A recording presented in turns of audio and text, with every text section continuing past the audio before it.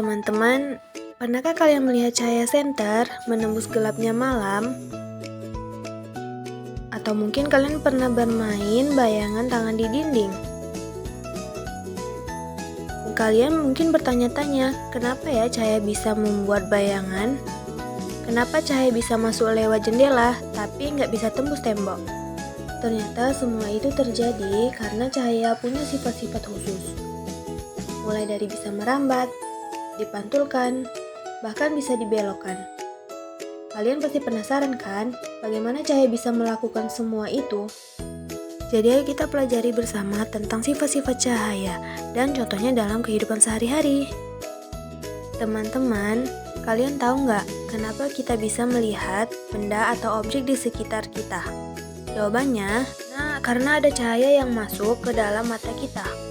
Cahayanya bisa berasal langsung dari benda tersebut atau dari benda lain yang memantulkan cahaya ke arah mata kita.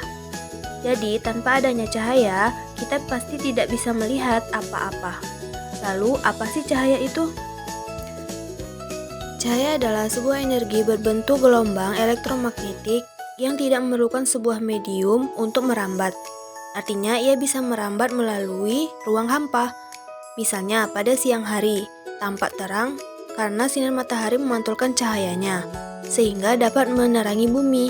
Nah, walaupun matahari itu berada jauh dari bumi dan dipisahkan oleh ruang hampa di ruang angkasa, namun cahayanya mampu menyinari sampai ke bumi. Di sekitar kita ada banyak sekali benda-benda yang dapat memancarkan cahaya. Benda yang dapat memancarkan cahaya itu dinamakan sumber cahaya. Pada dasarnya, di bumi tempat kita tinggal ada dua macam sumber cahaya, yaitu sumber cahaya alami dan juga sumber cahaya buatan. Sumber cahaya alami adalah sumber cahaya yang menghasilkan secara alamiah dan sudah pasti selalu ada. Contohnya ada matahari, bulan, dan juga bintang. Sedangkan yang buatan adalah benda-benda yang dibuat oleh manusia agar bisa menghasilkan cahaya dan tidak selalu ada setiap saat. Contohnya ada senter, lampu rumah, dan juga lilin. Sifat-sifat cahaya. Pertama, cahaya selalu merambat atau bergerak dalam garis lurus, selama tidak ada yang menghalanginya. Inilah sebabnya cahaya dari senter lampu atau matahari terlihat seolah-olah datang dari satu arah yang lurus. Kedua, cahaya bisa dipantulkan. Saat mengenai permukaan yang mengkilat atau halus, seperti kaca atau logam, pantulan cahaya ini bisa membentuk bayangan atau pantulan gambar. Yang ketiga, cahaya bisa menembus benda-benda yang bening atau transparan. Hal ini terjadi karena benda-benda ini tidak memiliki warna atau ketebalan tertentu yang dapat menghalangi jalannya cahaya.